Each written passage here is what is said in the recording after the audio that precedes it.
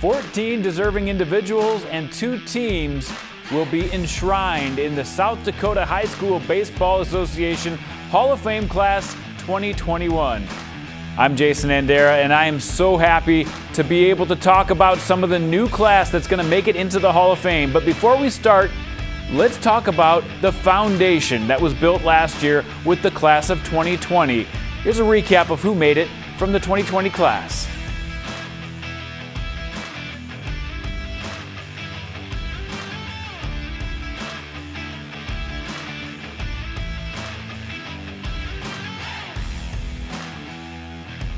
And here are the newest members of the South Dakota High School Baseball Association Hall of Fame class of 2021.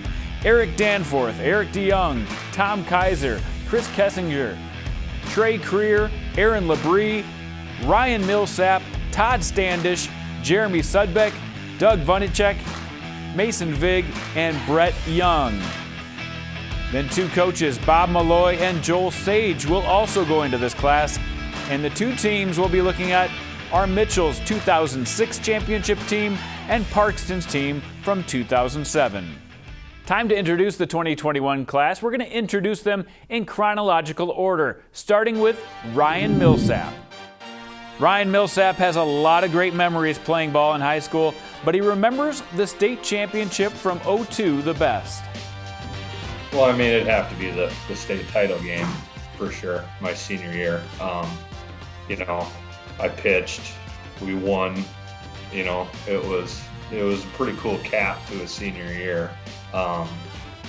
And that was the first year Bryce had actually transferred to Tri-Valley. So that was the only year we got to play together. So that was pretty cool. And just, whenever you win a state title, it's the only high school state title I won. So, I mean, it's pretty special, especially with the guys that I went to high school with directly. Granted, we had 4 other schools involved in it, but, it was pretty cool. All my buddies from Tri-Valley and everything, it was pretty dang cool. His team, the Rangers, went on to win that title 8-3 over Chamberlain Kimball. Milsap pitched the championship game and earned the win. Even though it was almost 20 years ago, Milsap remembers some of those highlights. I remember we scored right out of the gates. I know that. We scored around the top of the first, and I came out, and it was kind of a struggle. I bet I threw 30 pitches that inning, and I think they scored a couple right back on us. And then, as the game went, we kind of settled in a little bit, and I think we had one really big inning. I think we had like a 5 or 6 run inning, like in the 5th, something like that, I believe. And that kind of sealed it, and then it wasn't as close as it was the rest of the game, but it was, we settled back in. I think I read in there I threw like 129 pitches or something like that. After those 129 pitches, Ryan could celebrate with his team. Career highlights included being named to the Class B All-State Honorable Mention team in 2001 in his first year of playing the SDHSBA, and then earning All-State accolades as a senior in 2002, as well as being named the Class B Player of the Year. Milsap went on to play basketball and baseball at the University of Sioux Falls. He was an All-GPAC performer in 2006 for USF. He was also a 1,000-point scorer at USF basketball. Tom Kaiser helped usher in baseball in the spring in Beresford, and he quickly became one of the team's best players of all time. He started as a sophomore in 2002, and he admits the team had a lot of work to do. We took some serious lumps. We weren't very good. We were really young, and I think it definitely shocked a lot of us or affected us in a good way, where we wanted to make sure that didn't happen again. By the time his junior and senior year rolled around, Kaiser and Beresford took the state by storm, making it to the state tournament in '03 and winning a title in 2004. Boy, we were on a mission that senior year. I feel like we knew who we were, we knew how we wanted to play. Things now that you look back on, you go, yeah, there were a lot of qualities there that I would not want to go against now as a coach against a team like that. We planned on winning every game that when we showed up. We won darn near all of them. It was a fun club to be around, for sure. So, I mean, that year, boy, the senior year, I'd say the state tournament games were pretty exciting. We had a real close one in the semifinals against Platte. Walk-off base hit by Ryan Dockin, our center fielder. He also threw a guy out at the plate against a gale force wind in Chamberlain in that same game. Outrageous throw to keep that one close.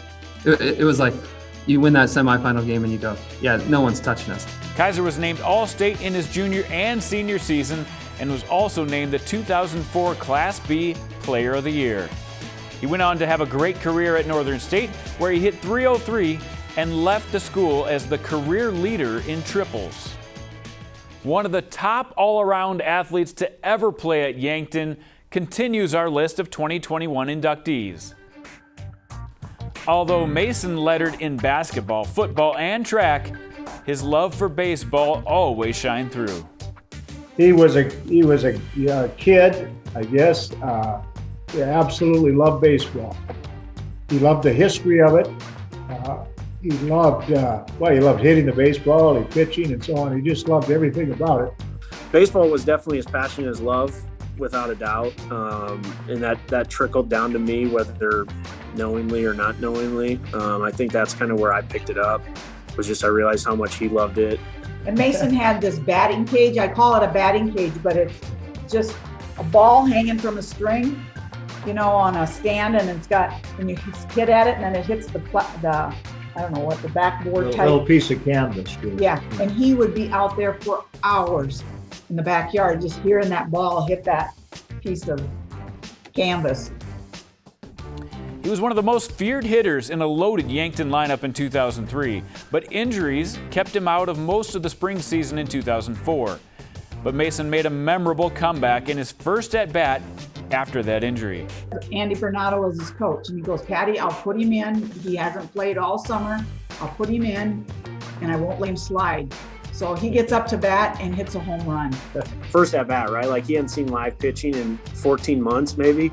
First time up, he puts it over the right field fence. So that was kind of neat. I remember that one the most because that was a big deal, because it was kind of like, man, Mason's back. He was back all right, but a recurring theme of bad luck kept knocking at the door. Mason went on to play baseball at Augustana, where he had some standout games, but the bad luck continued his junior year when he was diagnosed with cancer. He fought cancer and made a full recovery and returned to the baseball field as a senior. Mason won the 2009 Mark Melhoff Amateur Baseball Award for his comeback against cancer. Unfortunately, he passed away a few years later in February of 2012. The memory of the person Mason was resounds to this day. He had a lot of good options, and he chose the route of baseball, and I don't think he would second guess that or go back on that at all, because I think he made some friends that matter to him in life. But it's things like the donut wagon. He would bring donuts for everybody, when they went on a field trip and stuff. He was just that type of kid, always looking out for everybody else. He liked that. Very, very talented, well-rounded, athletic, and smart individual. Makes me feel good when people talk about it. We'll be right back with more newly inducted Hall of Famers, and stay tuned for later in the show when we highlight two teams that will also go into the Hall of Fame. The South Dakota High School Baseball Association Hall of Fame show on Midco Sports Network is presented by Modern Woodman of America, Austin Van Hove, and Avera Orthopedics.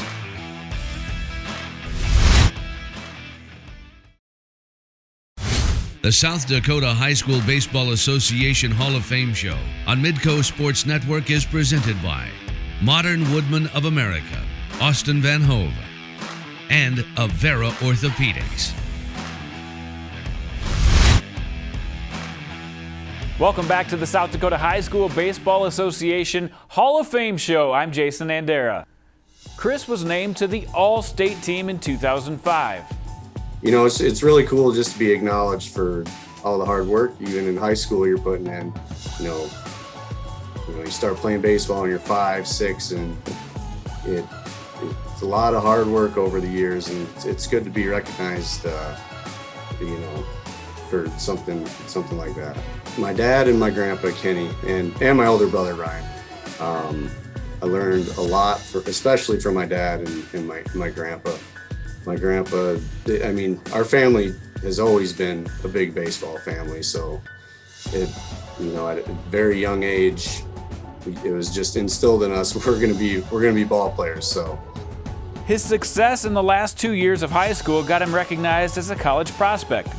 He decided to start at a junior college to expand his recruiting. He went on to play at Muscatine Community College and the University of Nebraska-Omaha, where he finished 5th in the Mid-American Intercollegiate Athletics Association in ERA and tied for 3rd in wins. He continued his career professionally after getting drafted by the Seattle Mariners in the 37th round. Chris remembers a cool encounter his first time with the Mariners. First spring training, I go, and I was one of the first guys there, and I was getting my physical in the training room, just a small little room with like 5 guys in there. And Ken Griffey Jr. walks in the door. He had just shown up to spring training too. He walked in, and I'm just sitting there starstruck. Like, holy cow, there he is. My life's complete now. And apparently the guy giving me the physical was his longtime doctor, with the Mariners. So he's like, Doc, I'm hurting everywhere. I need attention here. And he looked at me and he's like, "How about you, kid? You feel good, right?" I'm like, "I feel fine." And sitting there just starstruck, couldn't say anything, Trey Krier was one of the top hurlers in his era in high school baseball. Trey found the most success in baseball of all the sports he competed in. He pitched them all the way to the state tournament. He reflects on a fun time in his life. When I think about the most memorable things, and like I've already said, most memorable things I have from the experiences that I had in athletics and baseball in particular is the people that I got to meet and the people that I got to be involved with. And those people impacted who I am today, just as much as an athlete as I am a person. So after high school, Trey went on to an outstanding career with Mount Marty College, where he was inducted to their Hall of Fame in 2017. He helped the Lancers win their first outright GPAC championship and was among the national leaders in 5 different statistical categories. Trey now is into coaching and wants to give back what he got out of baseball.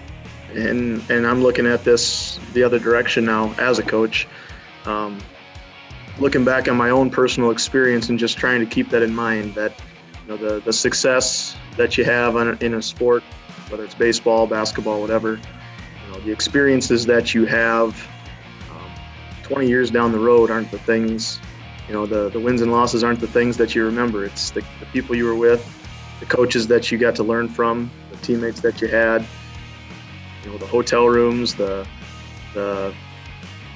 long practices, the after the game stuff, the before the game stuff. Those are the things that are valuable, and just trying to recreate that for our kids in whatever sport that we're doing, for my own kids as they're starting to get older here now and getting into baseball. Just trying to keep that in mind, that the important stuff isn't necessarily what the scoreboard says, and that's not the memories that we remember. So let's continue with our list of newly inducted Hall of Famers.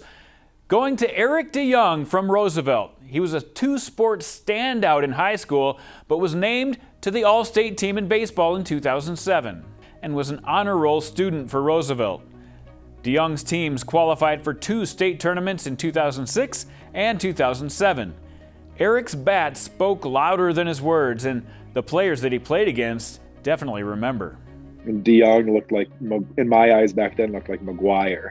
So it was just great. It was crazy. And I remember I was watching DeJong play, and he hit one, I think, over that parking lot right there. Yeah. And then I had to pitch against him the next week. I was like, trying to figure out how I can fake an injury or something. Erik appreciated being able to represent Roosevelt every spring. My teammates and I were excited to throw on the Roosevelt colors for a time. Most of the players that participated in the spring season, the school ball season, didn't and still don't do many other sports at the school. So they go to the football games, and we'd go to the basketball games and volleyball games, and we'd see all our classmates able to represent our school and wear the jersey. And then we were just so happy to do that in the spring. And because, you know, in the summertime, we all went to our Legion programs, and you combine with some of our men kids, you know, and maybe a Lincoln kid or two. But for the spring, we were Roosevelt, and we were our high school team, and that meant a lot to us. And that's something that I try to carry over as a coach now. And being the coach at Roosevelt, I know how these kids feel and how excited they are to finally have their time to represent Roosevelt as a student athlete. He credits coaches and parents for developing him as a person and as a player. You know, on top of having great coaches and instructors of the game, really what it comes down to is everything my parents gave up to ensure that I was able to have a good experience playing baseball. Just the sacrifices they made financially and giving up their time, and I know they're not the only family to do that, but I really appreciate that, and that helps me once again be a coach as well, and just understanding how important it is to work with these parents that really want to have a good experience alongside their kids. I just want to say thanks to my parents for everything they did, and just know how much I appreciate them. DeJong went on to a 4-year baseball career at SDSU, where he hit and pitched for the Jackrabbits and earned academic All-Summit League honors each year. Parkston has a proud tradition of baseball, and it always seems to involve a Sudbeck. Here's a look at Jeremy Sudbeck. Jeremy was a 3-year letter winner for Parkston in both baseball and football. He was named All-State for baseball junior and senior seasons in 2007 and 2008. It was a major piece of Parkston's back-to-back state championships in those same years. The road to those championships was not easy for Sudbeck and his team. Solid, and that was pretty remarkable at that time. You know, Winter Cologne at that point, or it was just Winter. They were, you know, really good along with, you know, Mount Vernon Stickney. You know, they had Tyson Gowell, they had the Steffen boys.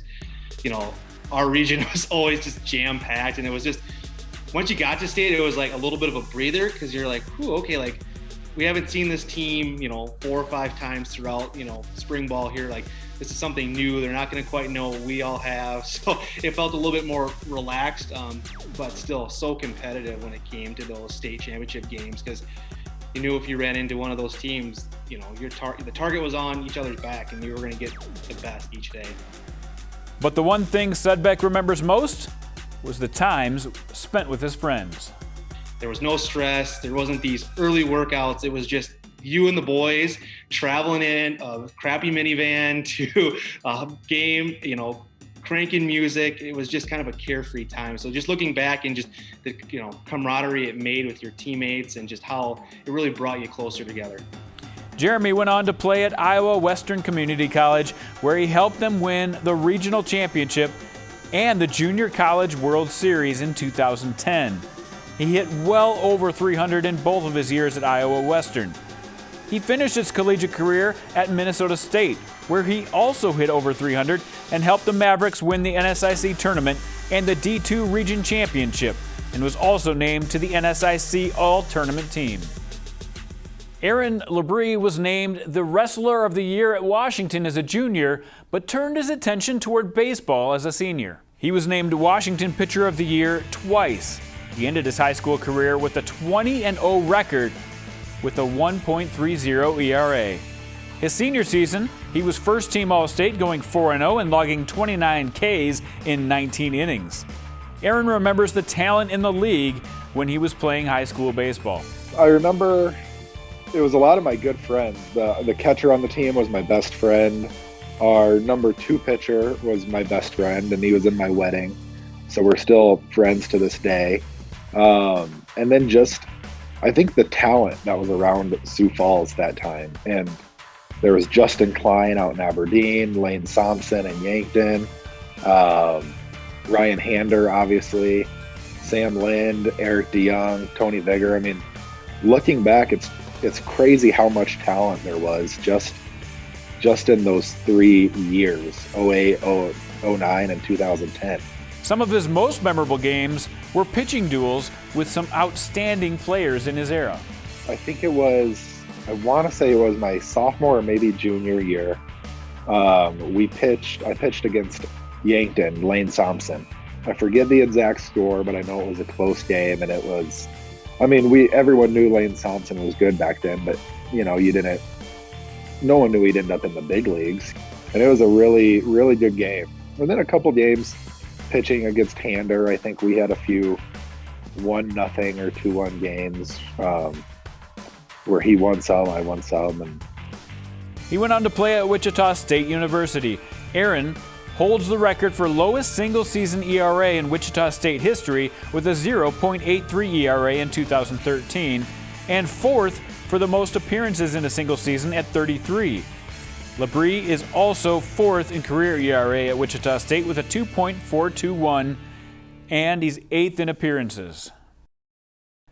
Todd Standish was a 4-year member of the Brookings Bobcats and one of the best contact hitters ever to play South Dakota high school baseball. His gap-to-gap hitting earned him first-team All-State honors in 2009, second-team in 2008, and honorable mention in 2007. His junior year, he hit .479 with 17 RBIs in 14 games. As a senior, he actually improved that mark. He hit .527 with 10 extra base hits, including a home run with 18 RBIs. Of all the great memories he had on the field, the cold and creative practices stick with him the most. Nowadays, I think we have some nice facilities, but we used to practice in the ice arena, which was actually a holding barn for the cows for the Swiftel Center. So we'd have a cage in there, and we'd hit in there on the dirt and take ground balls in there too. And if that wasn't available, it was concrete parking lots, taking ground balls. And those are never fun, especially when it's cold out. Todd went on to play collegiately at Minnesota State in Mankato, where he started every game as a senior and hit .338. He earned first-team All-NSIC and was named third-team All-America, the first Maverick infielder to ever do so. As a freshman, Brett Young got moved up to the varsity team, and he helped spark a championship in 2006. Moved up. I was a freshman that year, and I actually got moved up probably, 4 or 5 games into the season. I was playing on the JV, and I just remember going and watching them one day. I think they were playing Roosevelt, and it was kind of a tough game, I guess, to watch because Roosevelt was really good that year as well. And I got moved up, and then after that, I think things really started clicking. I'm not sure what happened. I was pretty young still. I was just getting used to everything, but after that, after that game, I think we went on like 36 in a row. At the end of that whole year, we went undefeated, and then that next year, ended up losing to Lane Thompson in 2007 or whatever. But it was a pretty magical team. Everything was just clicking, and it's kind of how baseball is. Sometimes things click, sometimes they don't, but we were all on the same page there. So he was named All-State as a junior, hitting .328 and led Class A with 21 RBIs.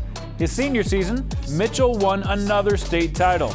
He pitched a complete game in the semifinals to get Mitchell to the championship game. He was named first-team All-State with a 1.22 ERA and 24 strikeouts in just 23 innings. Brett also excelled in the classroom, compiling a perfect 4.0 grade point average and earning distinction as class valedictorian. He went on to play at South Dakota State University. Erik Danforth of Watertown. He does a nice job of summarizing what spring baseball meant to him. But I remember being a freshman, playing against like a Justin Klein from Aberdeen, and he hit a home run. We were beating them, and in like the 8th inning, he hit a home run that went over the scoreboard that was in right center field. I remember stuff like that, but I kind of looked up to those guys, and I did look up to those guys, and I wouldn't say I was in the right mindset while watching a ball go over the fence or watching Dusty Coleman play high school baseball either, but that's what I remember of spring baseball, is watching those guys and also playing. It's a little confusing, but I liked watching people, good people, and I idolized them.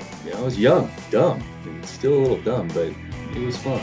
Although he had fun watching other stars in the league, opponents remember watching Erik and how he commanded the mound and slugged the baseball. Erik earned All-Region and All-State honors after a phenomenal senior season. He recorded a 1.23 ERA with 26 strikeouts in just 14 2/3 innings on the mound. He batted .437 and hit 5 homers, had 46 runs batted in and a .711 slugging percentage during his senior year. His junior year, he hit .636, and as a sophomore, he was an honorable mention All-Region player. He lettered 4 times in high school baseball. He was also an academic All-State selection and an honor roll student. He went on to play at SDSU, where he hit .360 as a senior and started in 49 games in the outfield. Doug Bunnycheck was a huge part of Bon Homme baseball. He remembers making friends with all the players from around the area. Obviously, just like the memories that we had created with like all of the people that came together, essentially. Like there was one year where we had like Menno, Scotland kind of co-op into our team, which bringing in those players was a really fun experience. Those are still some of my best friends to this day, just because of I feel like it was all related to that co-op kind of forming. Obviously like the memories that I created during those times, especially in our last year. That was by far the most memorable year for sure, in like the year that we won the state title, which just a great year in general. I still have kids like reach out to me and talk to me about some of that stuff, which is still fun to kind of talk about. Doug was part of the 2011 championship team from Bon Homme. He was a standout, versatile player who took the ball in key situations, including the semifinal game that got them to the championship. Going to state then, we played St. Thomas More, I believe. In that game, like they were 2-time defending state champs, I think, before that year, but I believe we 10-runned them. Like we were just too overpowering. I felt like our offense was extremely good. And then that championship game against Flandreau, like I said, I just don't remember much of it. I think the whole time I remember being in control of the whole game, but that doesn't reflect the score. I think the score was only 4-2 or something. As a junior, he was named All-Region when he logged 42 strikeouts in just 20 innings of work and gave up just 6 hits. Doug went on to a successful career pitching at Morningside College, where he was named Pitcher of the Week multiple times. So there's a look at the 12 players inducted to the 2021 South Dakota High School Baseball Association Hall of Fame, but we've still got a couple of coaches and some teams to recognize. Stay with us. The South Dakota High School Baseball Association Hall of Fame show on Midco Sports Network is presented by Modern Woodman of America, Austin Van Hogue, and Avera Orthopedics.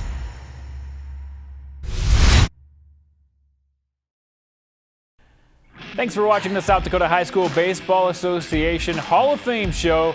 I'm Jason Andera. In case you joined us late, let's recap the list of players inducted to this year's class. And here are the newest members of the South Dakota High School Baseball Association Hall of Fame class of 2021. Eric Danforth, Erik DeJong, Tom Keiser, Chris Kessinger, Trey Krier, Aaron Labrie, Ryan Milsap, Todd Standish, Jeremy Sudbeck, Doug Vanecek, Mason Vig, and Brett Young. Then 2 coaches, Bob Malloy and Joel Sage, will also go into this class. And the 2 teams we'll be looking at are Mitchell's 2006 championship team and Parkston's team from 2007. Now it's time to add 2 prestigious coaches to this list. We'll start with Bob Malloy, a 2-time Coach of the Year and 2-time state champion. Bob helped form the SDHSBA team from Parkston. I was hesitant at first because I'm a track advocate also. And so the first person I went to was the track coach. And he said, the majority of those kids wouldn't be out for track anyway. He said that there was a key donation that helped birth Parkston Spring Baseball. For us to get started with a new team, we had a very generous donation from the Maxwell family in honor of Tom Maxwell. It was very, very new for us at that point. And I think the word excitement would be, our town of Parkston at one point had 3 amateur teams. So, getting an opportunity to actually play high school baseball for a lot of us was something that we never thought was coming to South Dakota. So when it actually did happen, we were thrilled. And I think a huge shout out has to go to the Maxwell family and Bob Malloy. The Parkston Sports Max team soon turned into a perennial favorite in Class B. Malloy led them to 2 titles in a row in 2007 and 2008. He was named Coach of the Year in both of those seasons. He coached those groups all the way up from when they started playing baseball. But as many fond memories as he has of those titles, it's the relationships that he made that he treasures the most. Between players and the parents and the coaches, that's what means the most to me. This can't happen without a lot of support, and I feel very honored and humbled.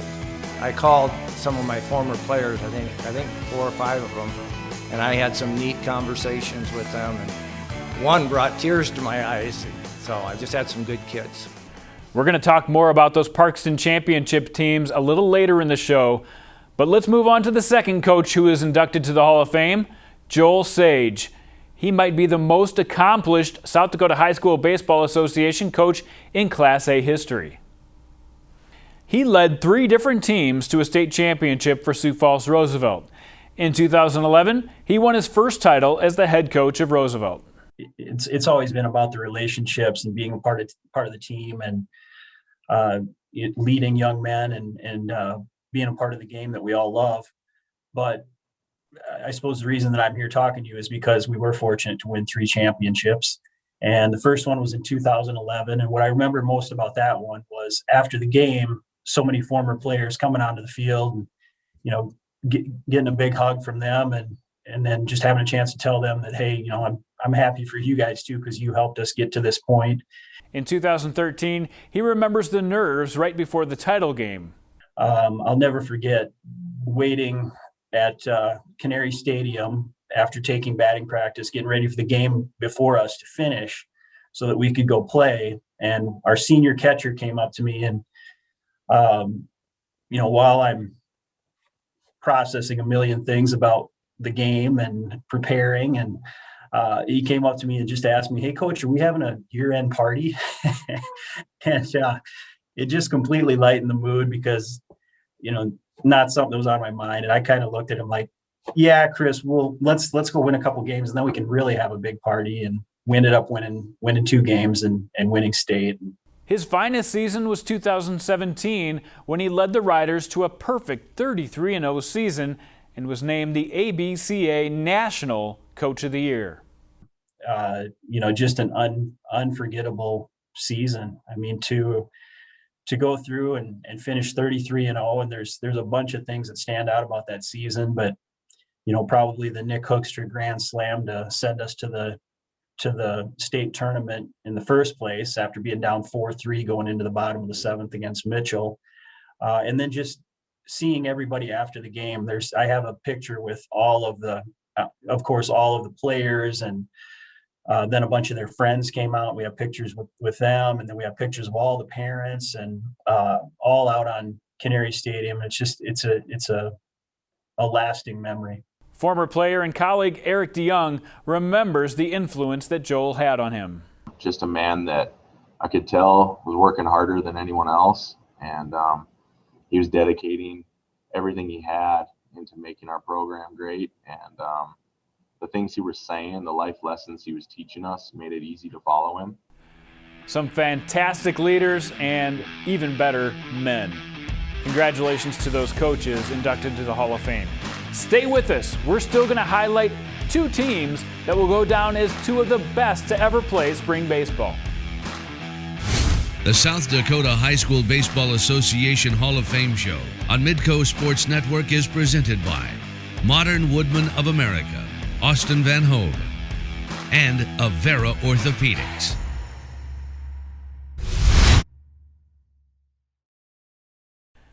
Thanks for watching the South Dakota High School Baseball Association Hall of Fame show. I'm Jason Andera. In case you joined us late, let's recap the list of players inducted to this year's class.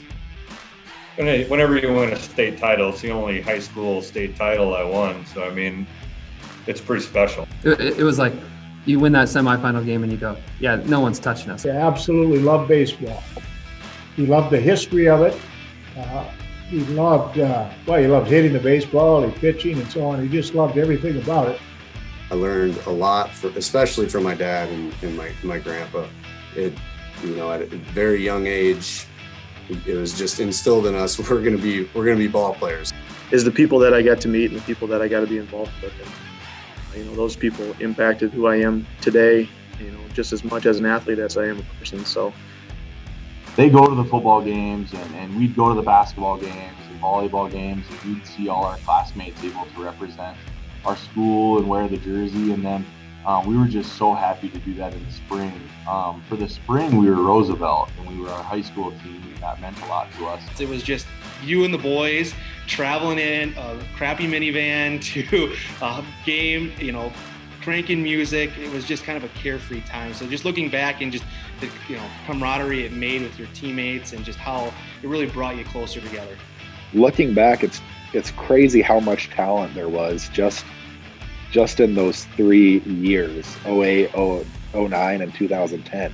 Nowadays, I think they have some nice facilities, but we used to practice in the ice arena, which was actually a holding barn for cows. It was a pretty magical team. Everything was just clicking, and kind of how baseball is. Sometimes things click, sometimes they don't, but we were all on the same page there. So I liked watching good people, and I idolized them. I was young, dumb, and still a little dumb, but it was fun. The whole time I remember being in control of the whole game, but that doesn't reflect the score. I think the score was only 4-2 or something. I called some of my former players, I think 4 or 5 of them, and I had some neat conversations with them, and one brought tears to my eyes. So I just had some good kids. After the game, so many former players coming onto the field, and, getting a big hug from them, and then just having a chance to tell them that, hey, I'm happy for you guys too, because you helped us get to this point. Thanks for joining us for this South Dakota High School Baseball Association Hall of Fame show. We're going to continue with 2 teams that are deserving of recognition as 2 of the best to ever play. Let's start with Mitchell's 2006 team. This was a team that was very talented, but very young. Most of the guys that were on that team were juniors, it was a junior heavy class. I believe we only had 1 senior. They really were interested in becoming really good baseball players. They weren't really focusing on the results so much, but just they really enjoyed coming to practice every day and putting the work in. Last year, with the first year of the Hall of Fame, and Jason Schmidt being inducted last year as our in the inductory class there, and he was a sophomore that year, but was probably one of our best players that we've had in our program.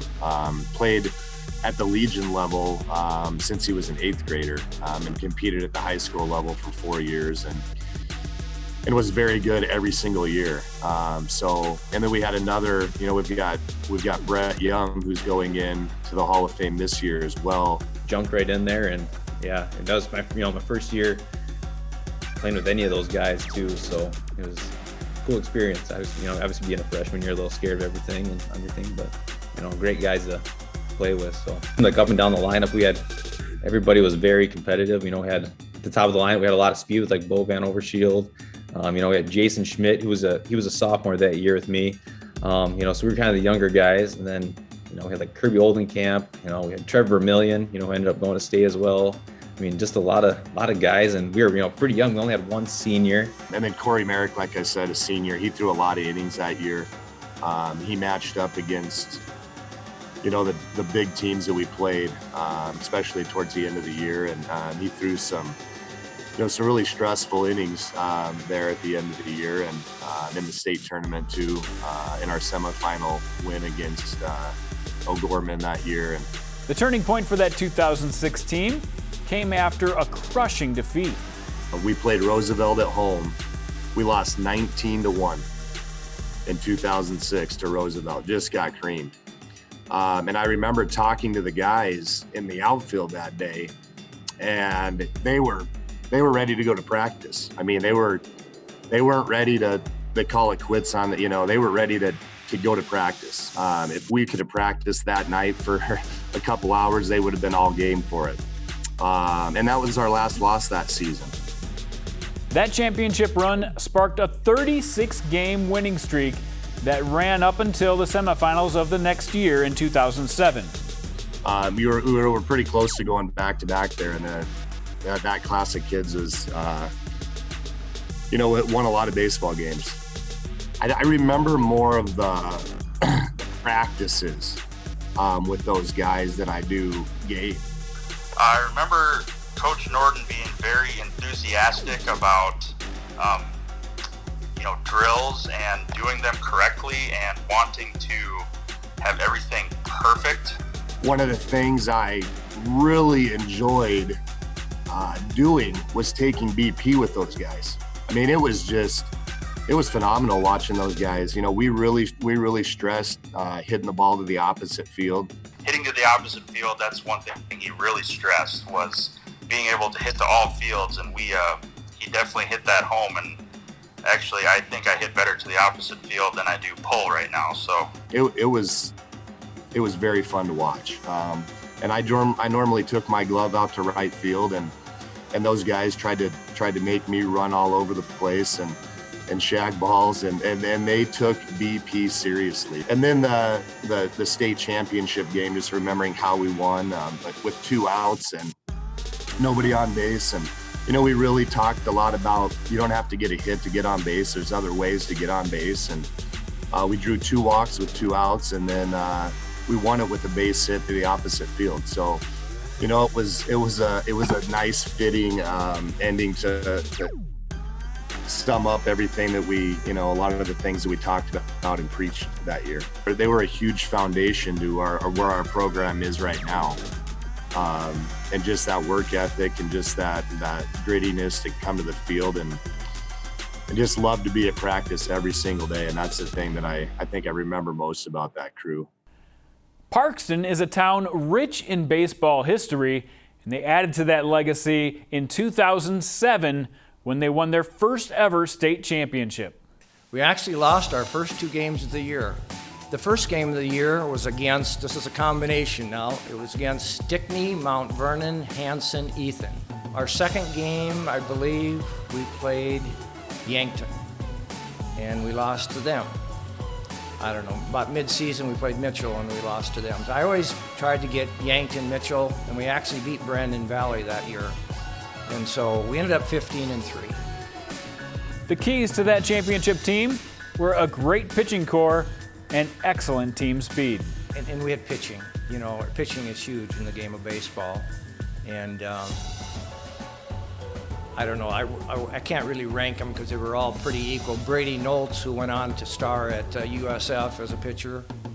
My son Matt, David Maxwell, Jeremy Sudbeck pitched. Trevor Frudenthal pitched. I think even Spencer, his brother Spencer Frudenthal, also pitched some. So we had a good pitching core. My top 3 guys in the lineup were all fast runners, and even all the way down through had pretty good team speed. My son Matt was my leadoff hitter, and he played shortstop or pitched. My second batter was Jeff Harris, just a phenomenal baseball player. He also starred at USF. Now Trevor Frudenthal played outfield for me, usually center field, batted third. My fourth hitter was Jeremy Sudbeck, who's my catcher. Batting fifth, Brady Noltz. He would play shortstop when my son was pitching, and then we'd switch around there. Batting 6th, David Maxwell. David was my closer as a pitcher and played first base when he wasn't pitching. Batting 7th would be Kyle Bamer, played right field for me, or left. Batting 8th would have been Spencer Frudenthal. He played third base for me. And batting 9th, Dylan Muck, also on the outfield. My coaches, I want to mention my coaches. The late Bruce Maxwell, David's father, coached with me all those early seasons. Tony Kinnenberg, Barry Barrett, Tim Alley, Trevor and Spencer Frudenthal's mother, Pam Frudenthal, and she was my right-hand person to get things done. If I needed calls to be made, caps to be ordered, uniforms, she was there to do it for me. I couldn't have done it without Pam Frudenthal. On that 07 team, we had 7 players that ended up playing college ball, some college ball. These kids just loved to play the game.